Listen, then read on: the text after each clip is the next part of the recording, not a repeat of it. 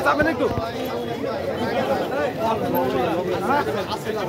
এই যে মামা এই যে দেবো না সুইতে গেল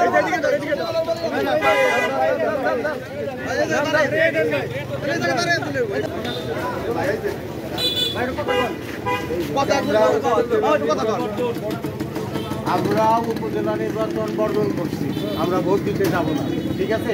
আমরা 7 তারিখেও আপনারা জান নাই, সেটা আমরা ইনশাল্লাহ আমরা আগামী উপজেলা নির্বাচনে আমরা যাব না।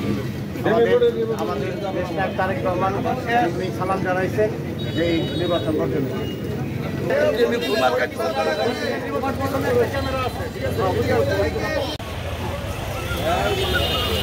ভোট বর্জন ভোট বর্জন মুক্ত করতে চায় সবাই ভোট বর্জন সবাই ভোট বর্জন ভোট বর্জন ভোট বর্জন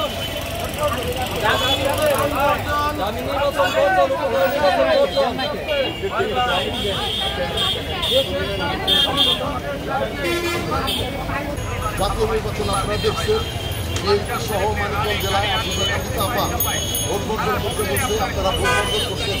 এর জন্য আফ্রিকা আপা আপনাদের সকলে শুভেচ্ছা জানাইছে, ধন্যবাদ জানাইছে।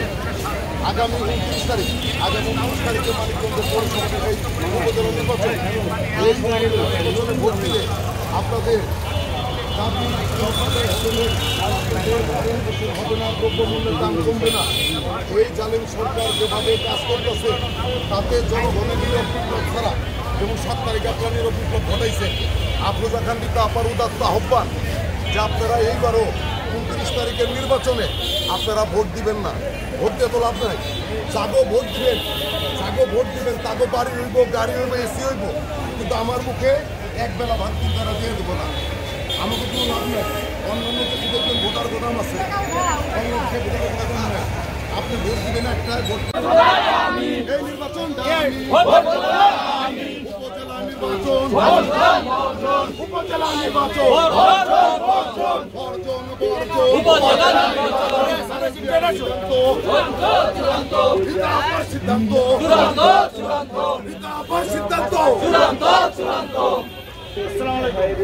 আমরা আছি বিএনপির পক্ষ থেকে, জনাব তারেক রহমানের পক্ষ থেকে, দেশনেত্রী বেগম খালেদা জিয়ার পক্ষ থেকে, মানিকগঞ্জের জেলা বিএনপির সভাপতি জননেত্রী আফরোজা খান আপার পক্ষ থেকে আমরা গত জাতীয় নির্বাচনে মানিকগঞ্জবাসী ভোট দামি ভোট বর্জন করছি। এই উপজেলা নির্বাচনে এই দামি ভোট এই ভোট আমরা বর্জন করবো। রীতা আপা আহ্বান জানাইছে, রীতা আপা সাধারণ মানুষদের আপনাদের অত্যন্ত ভালোবাসে, আহ্বান জানাইছে, সালাম জানাইছে। এই ভোট কেন্দ্রে আমিও যাব না, আপনারাও যাবেন না।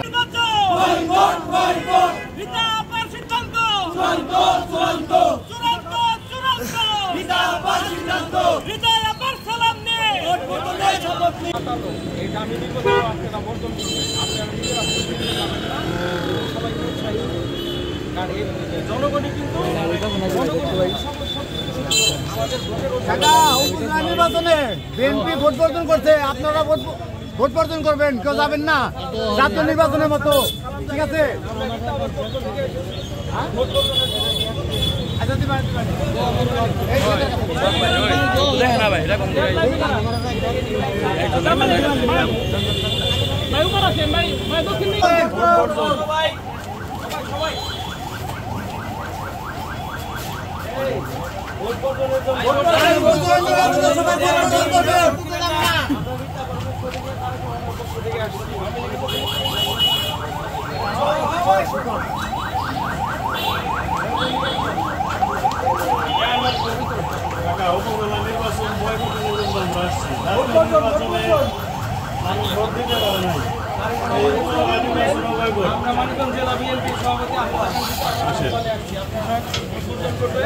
নিজেরা কেন্দ্রে যাবেন না, আমরা ভোট